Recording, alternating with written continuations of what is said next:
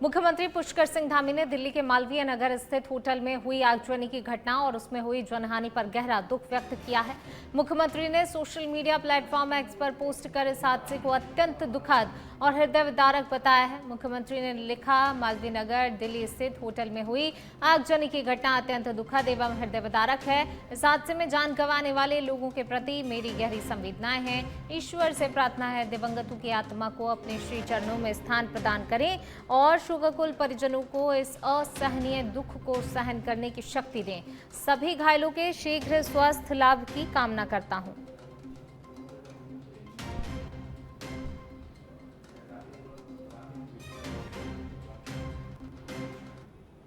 चलिए बढ़ेंगे आगे। ऋषिकेश में अखिल भारतीय महापौर परिषद की 117वीं कार्यकारी समिति की बैठक आयोजित की गई, जिसमें कि देश के विभिन्न शहरों के महापौरों ने हिस्सा लिया। इस महत्वपूर्ण बैठक में मुख्यमंत्री पुष्कर सिंह धामी शामिल हुए। बैठक का फोकस शहरी विकास, सुशासन और जनहित से जुड़े मुद्दों पर व्यापक मंथन रहा। मुख्यमंत्री धामी ने इस अवसर पर कहा कि बेहतर शहरी व्यवस्थाएं और जनसेवा की विकास की मजबूत आधारशिला है। उन्होंने कहा कि उत्तराखंड में आधुनिक शहरी सुविधाओं के विकास और जनकल्याणकारी योजनाओं को निरंतर गति दी जा रही है। बैठक में देश भर से आए महापौरों ने अपने अपने शहरों के अनुभव साझा किए और शहरी प्रशासन को अधिक प्रभावी बनाने पर भी चर्चा की। इस आयोजन को शहरी विकास के क्षेत्र में सहयोग और समन्वय को बढ़ावा देने वाला महत्वपूर्ण मंच माना जा रहा है, जिससे कि भविष्य में बेहतर नीतियों और योजनाओं के निर्माण को दिशा मिलेगी। चारों धाम हो, हेमकुंड साहब हो, आदि कैलाश हो, मां पूर्णागिरी का धाम हो, और पहले के सालों में जो यात्रा की स्थिति थी उससे आज कई गुना यात्रियों की संख्या बढ़ गई है। ये सब हमारे प्रधानमंत्री जी ने एक से एक सीमांत क्षेत्रों का स्वयं भ्रमण किया है। मैंने जब से 4 जुलाई 2021 से राज्य के मुख्य सेवक के रूप में काम करना शुरू किया, माननीय प्रधानमंत्री जी ने तब से लेकर आज तक उत्तराखंड का 18 बार उनका आना हुआ और 18 बार अलग अलग स्थानों पर आए। कभी वो देश के जिसको अंतिम गांव के रूप में संज्ञा दी जाती थी, माणा गांव, और उसी माणा गांव से उन्होंने कहा था, जो भारत का अंतिम गांव जाना जाता था, कहा जाता था, उन्होंने उस दिन वहां से उद्घोष किया था कि ये माणा गांव अब देश का ये अंतिम गांव नहीं होगा, अब माणा गांव और माणा गांव जैसे सभी जो हमारे सीमांत के गांव हैं वो देश के पहले गांव के रूप में जाने जाएंगे। और उनका आज उस दृष्टि से विकास प्रारंभ हो गया। उसके बाद प्रधानमंत्री जी आदि कैलाश क्षेत्र में गए, गुंजी गए। ये भारत का बिल्कुल अंतिम क्षेत्र है, भारत तिब्बत बॉर्डर पर 17,000 फुट की ऊंचाई पर माइनस तापमान जहां रहता है, उन क्षेत्रों पर गए। और आज आदि कैलाश क्षेत्र में भी, जहां पूरे साल भर मात्र 500 लोग, 400 लोग, 600 लोग अधिकतम पहुंचते थे, पिछले 35 दिनों में पर डे का 1,000 से ज्यादा का आंकड़ा आ रहा है। लगभग 35,000 की संख्या आदि कैलाश जाने वालों की भी जो है उस सीमा को पार कर गई है। एकदम से मतलब परिवर्तन आया है। पूर्णागिरी की, मां पूर्णागिरी की भी बात करूं मैं, सिद्धपीठ मां पूर्णागिरी का स्थल, वहां भी लगभग 24 लाख लोगों ने अभी तक मां पूर्णागिरी के दर्शन कर लिए हैं। और पिछले 4 सालों में उत्तराखंड आने वाले तीर्थयात्री, श्रद्धालु, पर्यटक, उनकी संख्या 23 करोड़ से भी ज्यादा हो गई है। मुख्यमंत्री पुष्कर सिंह धामी ने ऋषिकेश पहुंचकर 4 धाम यात्रा से जुड़ी व्यवस्थाओं का औचक निरीक्षण किया और विभिन्न व्यवस्थाओं का जायजा लिया। इस दौरान मुख्यमंत्री ने यात्रा पर आए श्रद्धालुओं से सीधे संवाद कर उनके अनुभव और सुविधाओं के बारे में जानकारी ली।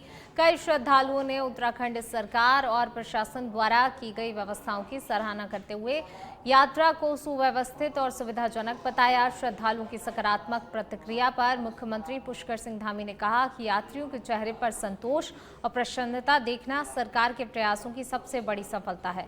उन्होंने कहा, देवभूमि आने वाले प्रत्येक श्रद्धालु की यात्रा सुरक्षित, सुगम और यादगार बने, यही सरकार का निरंतर प्रयास है। मुख्यमंत्री ने कहा कि ये खुशी की बात है कि श्रद्धालु बेहतर व्यवस्थाओं का अनुभव कर रहे हैं और चारधाम यात्रा की सुखद यादों के साथ अपने घर लौट रहे हैं।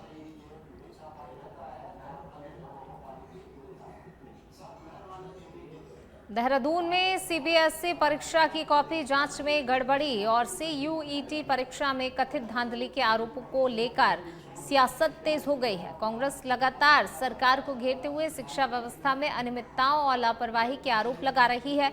कांग्रेस का कहना है सरकार अपनी जिम्मेदारी से बच रही है और छात्रों के भविष्य से खिलवाड़ हो रहा है। तो वहीं राज्यसभा सांसद नरेश बंसल ने इन आरोपों को सिरे से खारिज करते हुए पलटवार किया है। उन्होंने कहा कि जिन गड़बड़ियों की बात की जा रही है वे कांग्रेस शासन की देन है और पिछले 75 वर्षों में इन्हें पनपने दिया गया। बंसल ने आगे कहा, भाजपा सरकार ने नकल विरोधी सख्त कानून लागू कर पारदर्शिता सुनिश्चित की है। तो उन्होंने दावा किया है कि सरकार छात्रों के भविष्य को लेकर पूरी तरह से गंभीर है और दोषियों पर सख्त से सख्त कार्रवाई भी की जाएगी।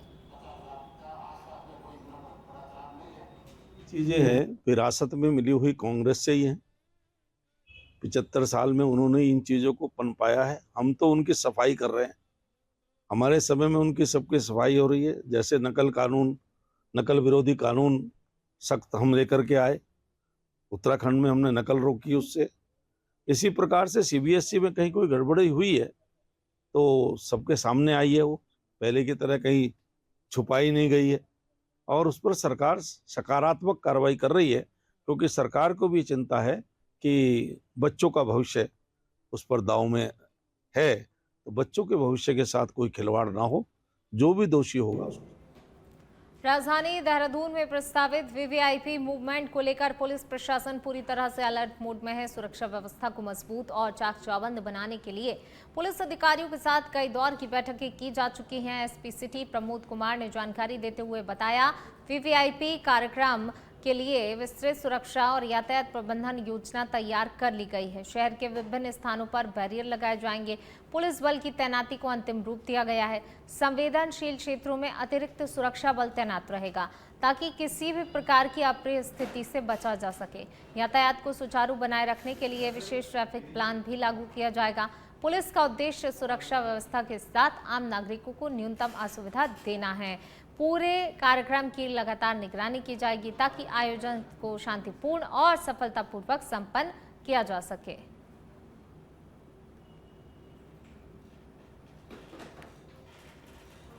अभी आने वाले दिनों देहरादून में वीवीआईपी मूवमेंट है, उसके तहत विभिन्न स्तर पर बैठकें हैं वो हो चुकी हैं और साथ ही साथ जो हमारा फोर्स का जो डिप्लॉयमेंट है उसको भी लगभग हम लोगों ने फाइनल कर चुके हैं।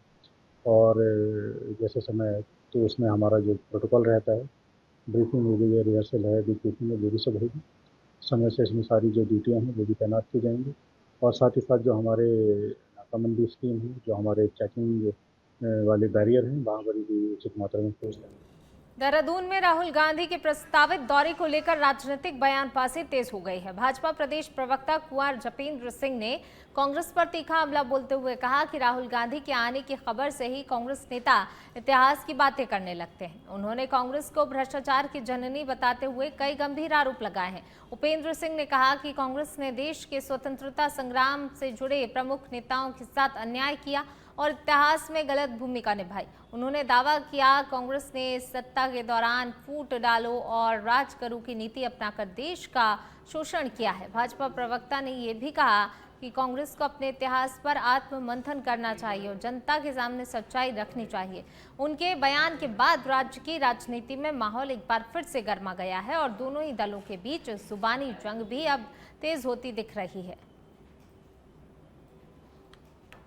कांग्रेस के राहुल गांधी जी के उत्तराखंड आगमन की जैसे ही खबर उत्तराखंड के कांग्रेसियों को मिली तो कांग्रेसी ऐतिहासिक बातें बहुत करने लगे, अपने कांग्रेस के इतिहास को लेके, अपने कांग्रेस के कार्य प्रणालियों को लेके। तो भ्रष्टाचार की जननी कांग्रेस, भगत सिंह, राजगुरु, सुखदेव जैसे क्रांतिकारियों को फांसी के फंदे तक पहुंचाने में मदद करने वाली कांग्रेस, चंद्रशेखर आजाद जी का ब्रिटिश हुकूमत से एनकाउंटर, या जिसे आज के जमाने में सीधा सीधा कहें तो उनका कत्ल करवाने वाली कांग्रेस अपने इलेक्टेड प्रेसिडेंट सुभाष चंद्र बोस जी को देश निकलवा से देने वाली कांग्रेस, उन्हें देश निकाला दे दिया गया था। जैसे ही उन्होंने भारतीय राष्ट्रीय कांग्रेस से इस्तीफा दिया, उन्हें नजरबंद कर दिया गया। नजरबंद करके उनकी कैद की तैयारी थी और वो भाग निकले और जाके रंगून में जाके उन्होंने शरण ली। तो ये कांग्रेस अपने इसी इतिहास को क्यों नहीं। देहरादून में एसएसपी की सटीक रणनीति के तहत पुलिस को नशा तस्करों के खिलाफ बड़ी सफलता मिली है। ऑपरेशन प्रहार के तहत थाना राजपुर पुलिस ने कोबरा गैंग से जुड़े 2 विदेशी पेडलरों समेत 3 नशा तस्करों को गिरफ्तार किया है। पुलिस ने 2 अलग अलग मामलों में 20.92 ग्राम कोकीन बरामद की है, जिसकी अंतर्राष्ट्रीय बाजार में कीमत लगभग 20 लाख रुपए आंकी गई है। पहले मामले में जौड़ी रोड पर स्कूटी सवार सूडान निवासी माइकल इक्का मैक्शन और लेविकिरी वानिकी को 9.15 ग्राम कोकीन के साथ पकड़ा गया है, जबकि दूसरे मामले में सीआईएसएफ तिराहा ओल्ड मसूरी रोड से स्विफ्ट डिजायर कार में सवार जावेद आलम को 11.77 ग्राम कोकीन के साथ गिरफ्तार किया गया है। पुलिस के अनुसार आरोपी दिल्ली से कोकीन लाकर देहरादून की हाई प्रोफाइल पार्टियों में सप्लाई करने की योजना में थे। एसएसपी ने टीम को 2500 रुपए का इनाम भी दिया है। चेकिंग के दौरान इनसे करीब 20 ग्राम हमें ड्रग्स मिली है, जिसको वेरीफाई करने के बाद, और एक अन्य व्यक्ति जिसने इनकी मदद करी थी, उसको भी जावेद नाम का है, उसको भी पुलिस के द्वारा अरेस्ट किया गया है। इसमें एक जिसको इनके द्वारा सप्लाई की गई थी वो मौके से भागने में सफल रहा है, वो मौके से भाग गया। उसकी गाड़ी का नंबर हम लोगों के पास है, जल्दी हम उसकी भी अरेस्टिंग कर लेंगे। और इसको बैक ट्रैक करते हुए इसकी जो हम लोगों के द्वारा जो ट्रेसिंग की जा रही है, उसमें जिस जगह से ये ड्रग्स लाई जा रही थी वो भी हम लोगों के अभी संज्ञान में है। उस पर भी हम लोग जल्दी ही कार्रवाई करेंगे। इसमें कुछ अरेस्टिंग्स और की जानी है।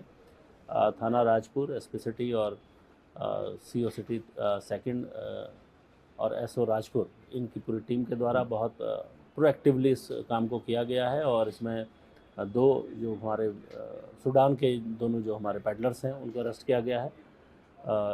बाकी अन्य की कार्रवाई में हम लोग जल्दी। और देहरादून में मुख्य सचिव आनंद वर्धन ने शिक्षा विभाग से जुड़ी महत्वपूर्ण समीक्षा बैठक में विद्यार्थियों की ट्रैकिंग और मैपिंग को लेकर बड़ा फैसला लिया है। उन्होंने शिक्षा, तकनीकी शिक्षा और स्वास्थ्य विभाग को निर्देश दिए हैं कि बच्चों के जन्म से लेकर उनकी शिक्षा और स्वास्थ्य संबंधी पूरी जानकारी एकीकृत करने के लिए एक सिंगल डिजिटल प्लेटफॉर्म तैयार किया जाए। मुख्य सचिव ने सभी बच्चों की आभा और अपार आईडी बनाए जाने पर भी जोर दिया। उन्होंने कहा कि इस प्रणाली के माध्यम से जन्म, टीकाकरण, आंगनबाड़ी प्रवेश, विद्यालय में नामांकन और शैक्षणिक उपलब्धियों का पूरा रिकॉर्ड सुरक्षित रहेगा। इसके साथ ही अभिभावकों को समय समय पर एसएमएस के जरिए आवश्यक सूचनाएं भी भेजी जाएंगी। उन्होंने संबंधित विभागों एनआईसी और आईटीडीए को भी मिलकर विस्तृत कार्य योजना तैयार करने और जल्द ही प्रगति की समीक्षा बैठक आयोजित करने के निर्देश दिए हैं। देहरादून के विकास नगर में पुलिस ने तेज कार्रवाई करते हुए बाइक चोरी की एक घटना का मात्र 8 घंटे के भीतर ही खुलासा कर दिया। पुलिस ने आरोपी को गिरफ्तार कर चोरी की गई मोटरसाइकिल भी बरामद कर ली है। मामला भीमावाला निवासी ताहिर अली की शिकायत से जुड़ा हुआ है, जिनकी स्प्लेंडर बाइक घर के आंगन से ही चोरी हो गई थी। शिकायत पर कोतवाली विकास नगर में मुकदमा दर्ज कर जांच शुरू की गई। वरिष्ठ पुलिस अधीक्षक के निर्देश पर गठित टीम ने घटनास्थल पर आसपास लगे सीसीटीवी कैमरों की फुटेज खंगाली और मुखबिर तंत्र को सक्रिय किया। लगातार प्रयासों के बाद पुलिस ने त्यागी फार्म हाउस के पास चेकिंग के दौरान जुल्फिकार नामक आरोपी को बाइक सहित ही गिरफ्तार कर लिया। पूछताछ में आरोपी ने नशे की लत पूरी करने के लिए चोरी करने की बात स्वीकार की। पुलिस के अनुसार आरोपी का पूर्व में भी आपराधिक इतिहास रहा है।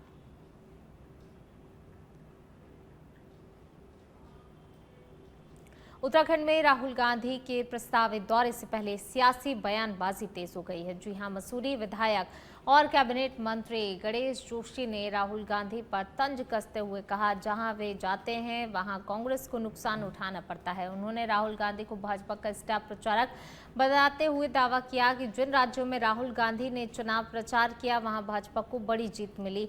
मंत्री जोशी ने आगे कहा कि अब राहुल गांधी उत्तराखंड आ रहे हैं, ऐसे में यहां भी कांग्रेस का सुपड़ा साफ हो ही जाएगा। उन्होंने पश्चिम बंगाल, असम और हरियाणा जैसे राज्यों का भी उदाहरण देते हुए कांग्रेस की चुनावी हार का उल्लेख किया। वहीं कांग्रेस ने भी इस बयान पर पलटवार किया है। शहर कांग्रेस अध्यक्ष अमित गुप्ता ने कहा कि राहुल गांधी के 2 दिवसीय दौरे को लेकर कांग्रेस कार्यकर्ताओं में उत्साह है। उन्होंने राहुल गांधी को राष्ट्रीय और अंतर्राष्ट्रीय स्तर का नेता बताते हुए मंत्री गणेश जोशी के बयान को राजनीतिक टिप्पणी करार दिया। जहाँ भी जाते हैं भारतीय जनता पार्टी का प्रचार करते हैं, वहाँ जहाँ भी जाते हैं उनका बेड़ा गर्क होता है। आप उदाहरण देख लीजिए, वो आसाम में गए थे, कह रहे थे हिमंता जेल में जाएगा। अब जेल में कौन जाने वाला है पता है आपको।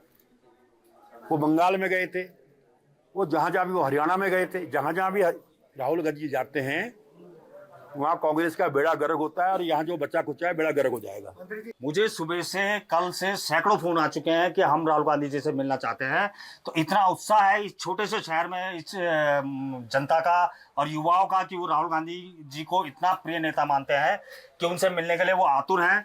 निश्चित रूप से उत्तराखंड में जब राहुल गांधी जी का दौरा जो 4-5 तारीख को होना है, निश्चित रूप से यहाँ के हर कार्यकर्ता को एक नई ऊर्जा मिलेगी, और नई ऊर्जा के साथ कांग्रेस यहाँ पर कार्य। विकासनगर क्षेत्र से सोशल मीडिया पर वीडियो तेजी से वायरल हो रहा है, जिसने नशे के कारोबार को लेकर गंभीर सवाल खड़े किए हैं। वायरल वीडियो में कुछ युवक कथित तौर पर स्मैक के नशे और उसकी खरीद फरोख्त को लेकर बातचीत करते दिखाई दे रहे हैं। इस वीडियो के सामने आने के बाद क्षेत्र में हड़कंप मच गया है। हालांकि वीडियो की सत्यता की स्वतंत्र पुष्टि अभी नहीं हुई है, लेकिन इसके आधार पर नशे के बढ़ते जाल को लेकर चिंता जरूर पड़ गई है। स्थानीय लोगों का कहना है पिछले कुछ समय से क्षेत्र में नशे का कारोबार तेजी से फैल रहा है और युवा इसकी चपेट में आ रहे हैं। अब सवाल ये उठ रहा है कि आखिर नशे का यह जहर क्षेत्र में कैसे पहुंच रहा है, कौन इसके पीछे है। लोगों ने पुलिस और संबंधित एजेंसियों से वीडियो की जांच कर सख्त कार्रवाई की मांग की है।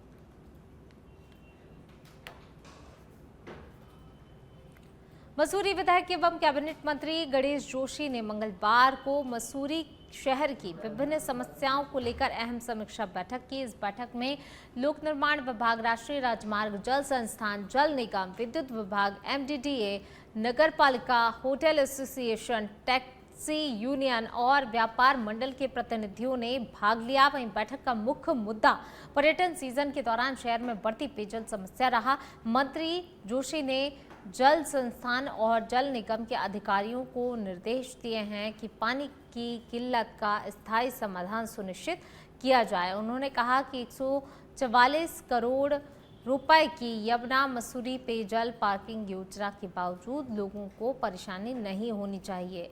इसके अलावा 38 करोड़ रुपए की लागत से इको पार्क निर्माण और 14 करोड़ की लागत से किमाड़ी मसूरी सड़क परियोजना की भी समीक्षा की गई। वहीं परिवहन विभाग ने रेंटल स्कूटी संचालकों के खिलाफ अभियान चलाने, मसूरी में ई-ऑटो संचालन की संभावनाएं तलाशने की बात कही है। हफ्ते में एक दिन ये विभाग यहाँ की चेयरमैन के साथ और यहाँ के जो हमारे नगर पालिका के पार्षद के साथ बैठकर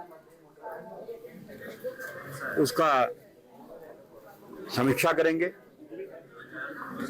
दूसरा, जो भी शासन में मैंने जानकारी ली है, जो भी एस्टीमेट यहाँ से शासन में गए हैं उनको शीघ्र पूरा कराना मेरी जिम्मेदारी है। शीघ्र ही हम यहाँ का जो इको पार्क है, जो 38 करोड़ की लागत से बनना है, वो शीघ्र शुरू करेंगे। 0 पॉइंट की पार्किंग, जिसमें 1100 गाड़ी की पार्किंग है, उसकी सहमति भारत सरकार से हमें मिल गई है। शीघ्र उसका शिलान्यास किया जाएगा और मसूरी पेयजल योजना का पुनः सर्वे कर उसको पूरा कर, उसको भी हम यहाँ की विकासनगर ढकरानी स्थित एक स्टोन क्रशर पर भुगतान मांगने पहुंचे एक ट्रैक्टर स्वामी के साथ मारपीट का मामला सामने आया है। आरोप है ट्रैक्टर स्वामी जब अपने बकाया पैसों की मांग करने क्रशर परिसर पहुंचा तो वहां मौजूद कुछ लोगों ने उसके साथ अभद्रता की, उसे दौड़ाकर पीटा।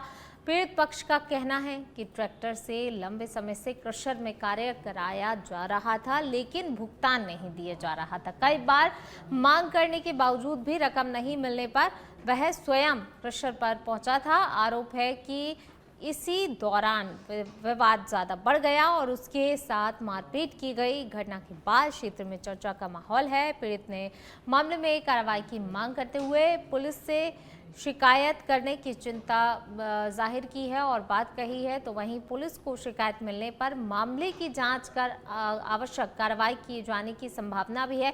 वहीं स्थानीय लोगों का ये कहना है कि यदि भुगतान संबंधी कोई विवाद है तो उसका समाधान बातचीत से ही होना चाहिए था, ना कि हिंसा के जरिए। मामले को लेकर क्षेत्र में विभिन्न तरह की चर्चाएं भी लगातार चल रही हैं।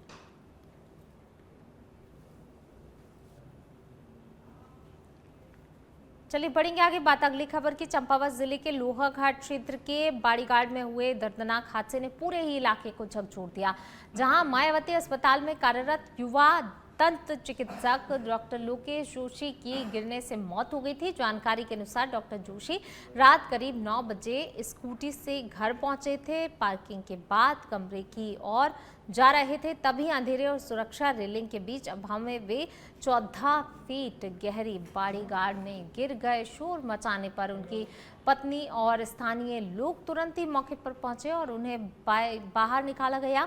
सूचना पर 108 और 112 सेवा को भी बुलाया गया, जिसमें से 112 की टीम तो पहुंच गई, लेकिन 108 एम्बुलेंस में गंभीर रूप से घायल डॉक्टर को अस्पताल ले जाते समय ही रास्ते में खराबी आ गई। इसके बाद उन्हें दूसरे संसाधनों से अस्पताल पहुंचाया गया, जहां डॉक्टरों ने उन्हें तुरंत मृत घोषित कर दिया। घटना के बाद क्षेत्र में आक्रोश का माहौल लगातार बना हुआ है और 108 सेवा की जांच की मांग भी अब उठ रही है।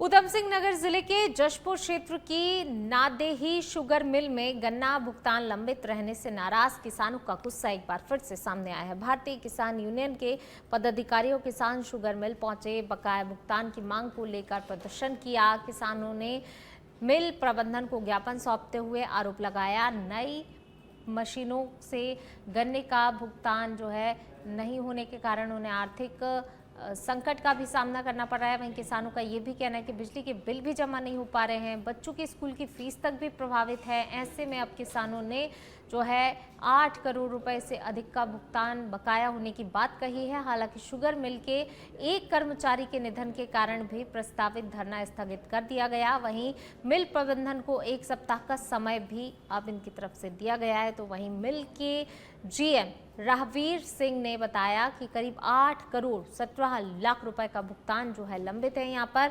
जिससे 1 सप्ताह के भीतर जारी कर दिया जाएगा, ये आश्वासन दिया गया है।